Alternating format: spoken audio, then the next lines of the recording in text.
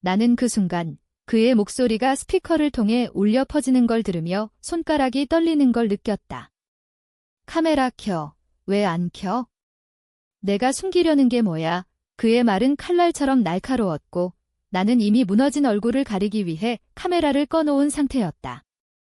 그 한마디가 모든 걸 끝장냈고 나는 그날 밤 복수를 다짐했다. 그의 인생을 파괴할 만큼 잔인하게. 화면 속 그의 얼굴이 웃고 있었지만 그 웃음은 독이었다. 암으로 뼈가 드러난 내 뺨을 보인다면 그는 비웃을 테지. 하지만 나는 기다렸다. 기다려서 그의 모든 걸 빼앗아 버릴 거야. 그리고 그 복수는 시작되었다. 내가 아는 그의 비밀, 그의 더러운 거래들 그것들을 하나씩 드러내며 그는 나처럼 무너질 테다. 하지만 그 과정에서 나조차도 잃을 게 많다는 걸 알았지만 이미 늦었다. 나는 김지은, 28살. 서울의 번잡한 IT 회사에서 인턴으로 일하는 평범한 여자였다. 적어도 그렇게 보이려 애썼다. 진짜 나는 6개월 전 진단받은 유방암 3기 환자였다. 화학요법의 고통은 매일 나를 갉아먹었고 머리는 빠져나가 허름한 가발로 가렸으며 피부는 창백해져 거울을 볼 때마다 낯선 괴물을 마주쳤다. 회사. 그건 내 유일한 피난처이자 지옥이었다. 아침마다 지하철에서 출근하며 나는 창밖으로 스치듯 지나가는 한강을 보며 속으로 중얼거렸다. 오늘은 버틸 수 있을까? 회사는 강남의 유리 빌딩. 빛나는 로비와는 달리 내부는 차갑고 무자비했다. 상사, 박민준. 40대 중반의 야심만만한 팀장. 그는 항상 성과가 전부라고 외치며 우리를 숫자로 재단했다. 나에게 그는 단순한 상사가 아니었다. 입사 초기 그는 나를 유망주라 불렀고 야근 후 커피를 사주며 조언을 해주었다. 그때 나는 그를 믿었다. 멘토처럼 느껴졌으니까. 하지만 암 진단 후 모든 게 변했다. 병원 통원 일정이 잦아지자 그는 눈살을 찌푸렸다. 지은 씨, 요즘 왜 자꾸 결근하나? 팀의 부담이네. 그의 말투는 점점 날카로워졌고 나는 변명 대신 미소를 지었다. 죄송해요, 팀장님. 곧 나아질게요. 하지만 나아지지 않았다. 오히려 더 나빠졌다. 화학요법 후 피로가 쌓여 화상회의조차 버티기 힘들었다. 그날 월요 아침 9시. 팀 전체 화상회의였다. 나는 침대에 누워 노트북을 켰다. 화면은 꺼놓고 마이크만 켰다. 머리는 아직 안 씻었고 얼굴은 부은 채였다. 회의가 시작되자 박 팀장의 목소리가 터졌다. 자, 모두 카메라 켜. 얼굴 보고 이야기하자고. 1명, 2명 모두가 화면에 나타났다. 젊은 동료들의 밝은 미소, 화장한 얼굴들. 나는 숨을 죽였다. 켜면 안 돼. 이 모습으로 보이면 끝장이다. 김지은 씨. 지은 씨 카메라 왜 안 켜? 그의 목소리가 날 향해 직격했다. 나는 얼어붙었다. 아, 팀장님. 제가 오늘 좀 컨디션이 안 좋아서요. 변명은 허술했다. 그는 웃었다. 아니, 비웃는 소리였다. 컨디션. 그게 무슨 핑계야? 모두 바쁜데 너만 특별 대우 받을 줄 아나? 카메라 켜라. 지금 회의실이 조용해졌다. 동료들의 시선이 느껴졌다. 나는 손이 떨려 마우스를 놓쳤다. 클릭. 화면이 켜졌다. 순간 침묵. 내 얼굴 창백하고 눈 밑 다크서클, 가발이 삐뚤어진 모습이 모든 화면에 노출됐다. 누군가 헛기침을 했고 누군가는 시선을 피했다. 박 팀장은 눈을 동그랗게 뜨더니 천천히 입을 열었다. 지은 씨, 무슨 일 있었어? 왜 이렇게? 그의 말은 걱정처럼 들렸지만 눈빛은 달랐다.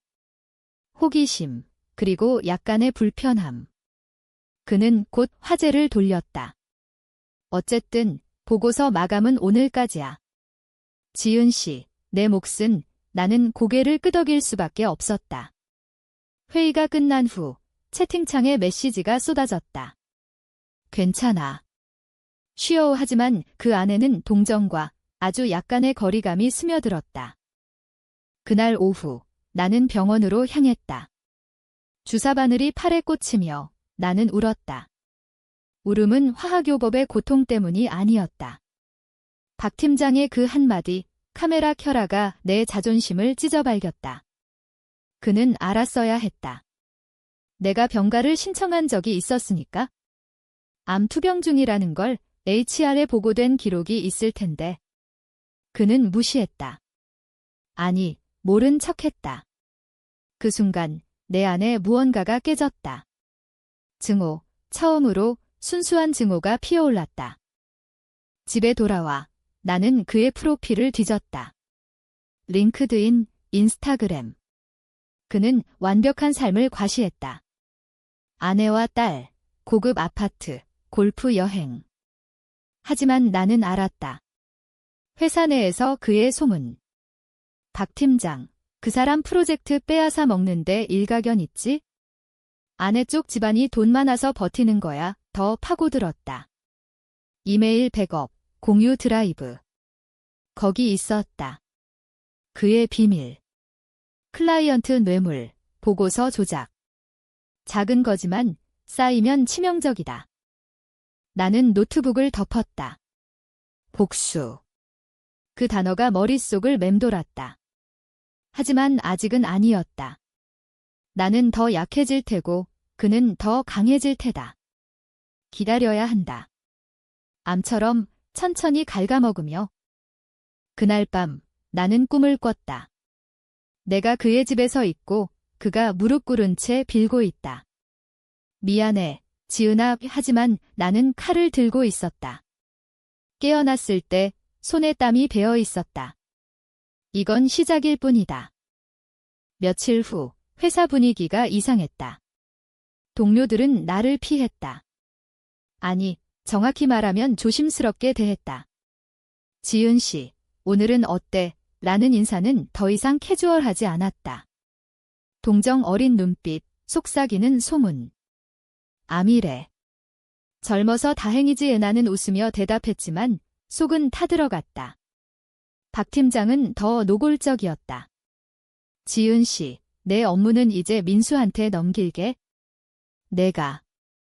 피곤할 테니까. 그는 친절을 가장했지만 그건 해고의 예고편이었다. 나는 화학요법 세션을 마치고 집으로 돌아오는 택시 안에서 울분을 삼켰다. 왜 나만? 왜 이 병이 나를 이렇게 만든 거지? 하지만 곧 분노의 화살은 그에게로 향했다. 그는 알았어야 해. 내가 병원에 다니는 걸, 보고서를 늦춘 이유를. HR 문의록에 건강 문제로 적혀 있었는데 그는 무시했다. 오히려 그날 회의 후 나를 불러 전문성 부족이라고 평가했다. 그 평가가 내 인턴 연장에 직격했다. 집에 도착해 나는 와인을 한 잔 들이켰다. 창밖 한강의 불빛이 반짝였다. 서울의 밤은 아름다웠지만 내 마음은 어두웠다. 나는 그의 이메일을 다시 열었다. 클라이언트와의 거래 내역. 추가 비용 500만 원, 현금으로 이 증거였다. 하지만 이걸 어떻게? 익명 제보. 너무 약하다. 나는 더 깊이 파고들었다. 회사 내부망 해킹은 아니지만 공유 폴더의 취약점을 이용해 그의 개인 파일을 봤다. 거기 더 큰 비밀이 그의 아내와의 이혼 서류 초안. 부정 행위 항목에 다른 여자의 이름. 회사 비서 이수연. 수연 씨, 그녀는 팀의 꽃이라 불렸다. 항상 박 팀장 옆에서 웃고 야근 후 함께 퇴근하는 걸 봤다. 이제 이해가 갔다. 그의 멘토링은 나에게도 그녀에게도 똑같았을까? 나는 메스꺼움을 느꼈다. 내 질병이 그를 불편하게 한 건 그의 완벽한 이미지를 더럽히기 때문일 테다. 다음 날 나는 출근했다. 가발을 고치고 메이크업을 잔뜩 발랐다. 회의실에서 그를 마주쳤을 때 그는 미소를 지었다. 지은 씨, 오늘은 밝아 보이네. 나는 속으로 이를 갈았다. 감사해요, 팀장님. 노력했어요. 그날 나는 그의 업무를 도왔다.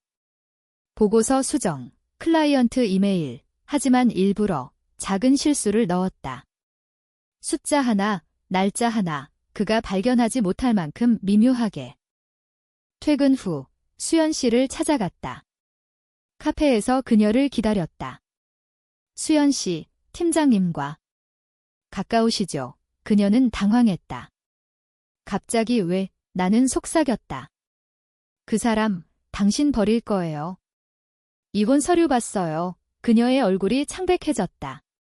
증거. 보여줄게요. 나는 사진을 보여줬다.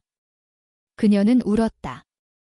믿을 수 없어. 나는 위로하며 말했다. 함께 복수해요. 나처럼 버림받은 사람으로. 그녀는 동의했다. 우리의 동맹이 시작됐다. 하지만 내 마음속 또 다른 목소리가 들렸다. 이게 맞아? 복수는 나를 더 파괴할 텐데. 그러나 이미 멈출 수 없었다. 암세포처럼 증오는 퍼져갔다. 저녁, 병원에서 의사가 말했다. 치료 반응 좋네요. 희망 가져요, 희망. 그 단어는 웃기게 들렸다. 내 희망은 이제 복수뿐이었다. 수연과의 만남 후 내 삶은 두 갈래로 나뉘었다. 낮에는 회사에서 억지 미소를 짓는 인턴, 밤에는 그림자처럼 움직이는 복수자. 우리는 매일 메시지를 주고받았다. 오늘 그의 일정 어때? 클라이언트 미팅 후 골프 그의 루틴을 파악했다. 그는 주말에 딸을 데리고 공원에 가고 아내와는 형식적인 저녁 식사, 하지만 수연과의 데이트는 은밀했다. 모텔, 고급 레스토랑. 나는 증오를 키웠다. 왜냐하면 그날 카메라 사건이 내 모든 걸 앗아갔으니까. 동료들의 동정은 곧 무관심으로 변했고 내 프로젝트는 무시됐다. HR에서 진턴 종료 통보가 왔다. 이유. 업무 적합성 부족 박 팀장의 서명 아래? 나는 그 서류를 보며 피를 토할 뻔했다. 병이 나를 약하게 만들었지만 그는 나를 짓밟았다. 수연은 더 깊은 비밀을 털어놨다. 그 사람, 이전 팀원도 이렇게 쫓아냈어. 성과 압박 주고 실수 유도해서 그녀는 그의 노트북 비밀번호를 알았다. 우리는 밤늦게 그녀의 집에서 해킹을 시도했다. 아니, 정확히는 접근. 그의 클라우드에 올라온 파일들.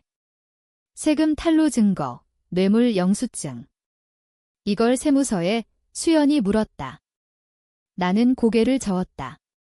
아직 더 쌓아야 해. 하지만 내 몸은 한계를 보였다. 화학요법 후 탈모가 심해져 가발조차 맞지 않았다. 거울 속 나는 해골 같았다. 지은아, 포기해. 어머니의 전화에 나는 거짓말했다. 괜찮아요, 엄마. 하지만 속으로는 외쳤다. 왜 나한테 이런 일이? 신이시여, 왜? 그러던 어느 날 박 팀장이 나를 불렀다. 지은 씨, 마지막으로 한 번만 도와줄래? 클라이언트 프레젠테이션. 나는 갔다. 그의 사무실, 그의 냄새. 그는 와인을 권했다. 힘들었지? 미안해. 이 그의 손이 내 어깨에 닿았다. 역겨움. 나는 피하며 말했다. 팀장님, 그 카메라 일, 왜 그랬어요? 그는 웃었다. 그냥 팀워크 차원에서. 내가 숨기려 해서 더 궁금했지. 그 말에 내 안에 댐이 터졌다. 숨겨야 할 이유가 있었어요. 암이에요. 당신이 알았어야 할 텐데. 그는 놀랐다. 암. 그걸 왜 이제? 나는 차갑게 말했다. 당신이 관심 없으셨으니까요. 그는 변명했다. 미안, 내가 바빴어. 하지만 그의 눈은 계산적이었다. 다음 날, 그는 HR의 자발적 퇴사로 처리했다. 나는 쫓겨났다. 집으로 돌아와 나는 울부짖었다. 하지만 곧 결의가 섰다. 이제 진짜 시작. 수연과 함께 그의 인생을 무너뜨릴 계획을 세웠다. 먼저 그의 불륜을 폭로. 익명 계정으로 아내에게 사진 보낼 거야? 그 다음 회사의 뇌물 제보. 마지막으로 세무서. 단계별로 천천히. 하지만 그 과정에서 나는 변했다. 증오는 나를 강하게 만들었지만 동시에 공허하게 했다.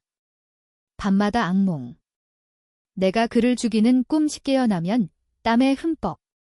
이 복수가 나를 구원할까 아니면 파괴할까? 퇴사 후 나는 자유로웠다. 하지만 그 자유는 독이었다. 병원 통원, 어머니의 걱정, 빈 지갑. 나는 프리랜서로 일하며 시간을 벌었다. 그래픽 디자인, 작은 의뢰들. 하지만 머릿속은 박민준으로 가득했다. 수연은 여전히 회사에 있었다. 그녀의 보고 그 사람 승진 임박이야. 내 자리를 메우고 있어? 우리의 계획은 세밀했다.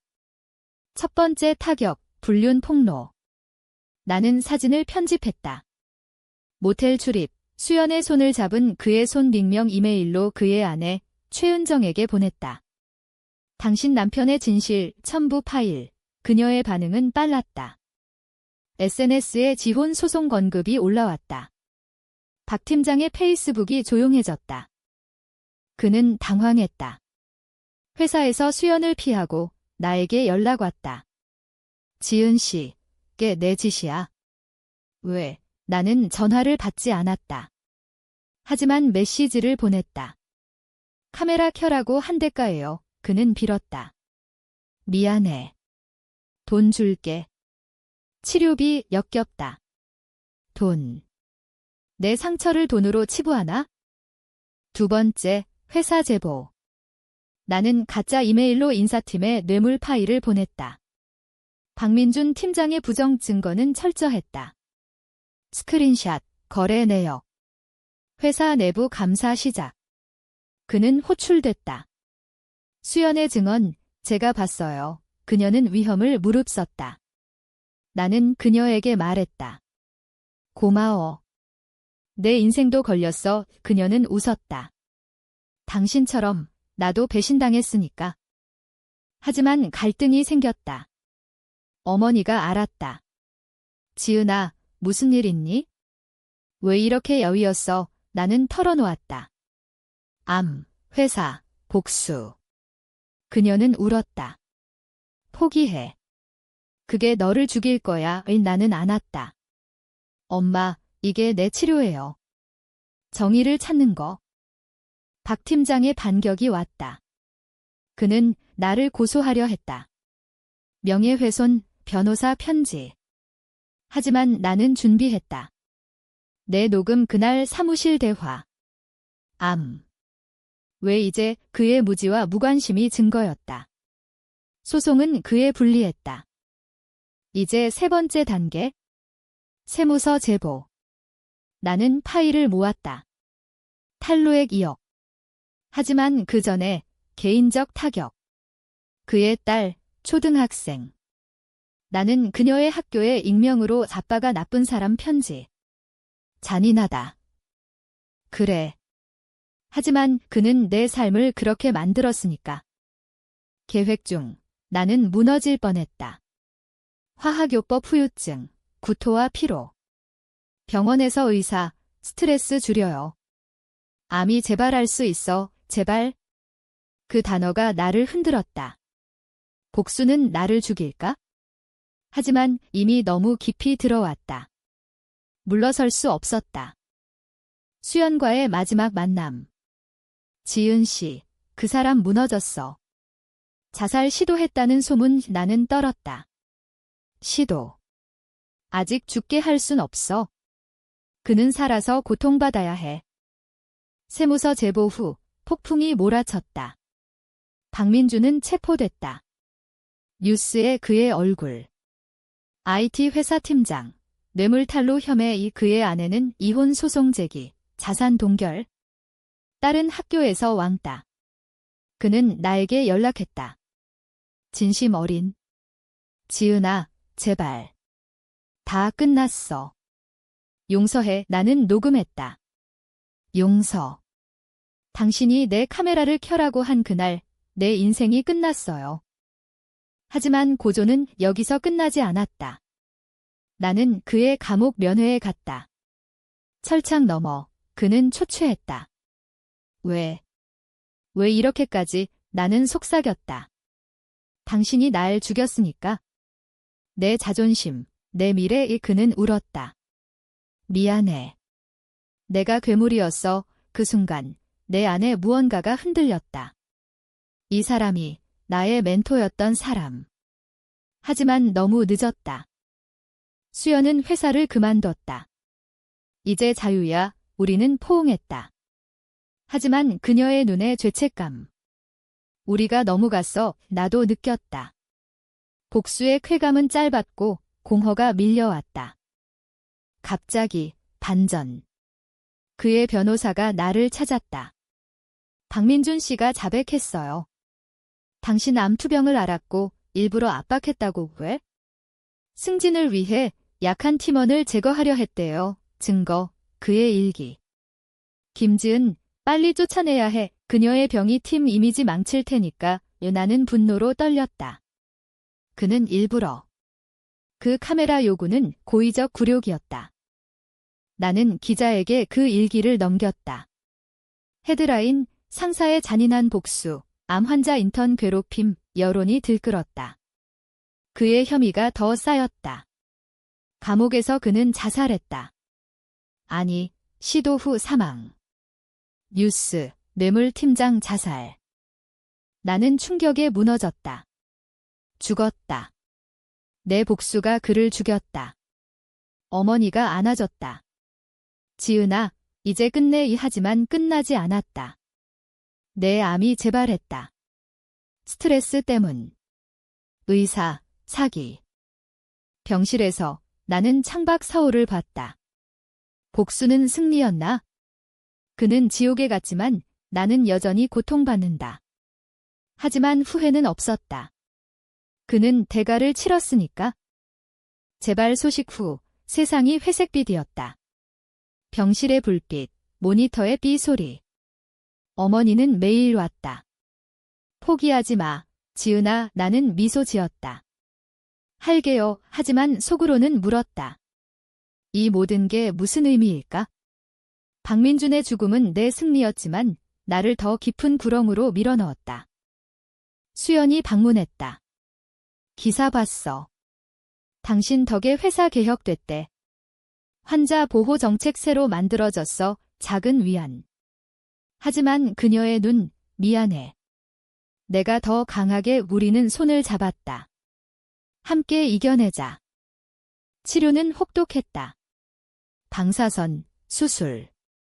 머리는 완전히 빠졌고 몸은 쇠약해졌다. 하지만 그 속에서 나는 변했다. 증오는 사라지고 용서의 씨앗이 싹 텄다. 그의 일기, 마지막 페이지. 지은이에게 미안. 내가 잘못했어. 그녀의 고통을 키웠다. 그는 후회했다. 그걸 알았을 때 내 가슴이 아팠다. 퇴원 후 나는 새로운 삶을 시작했다. 환자 지원 단체에서 일했다. 암 생존자 이야기 나누기 강연에서 나는 말했다. 상사의 한마디가 날 무너뜨렸지만 그 덕에 강해졌어요.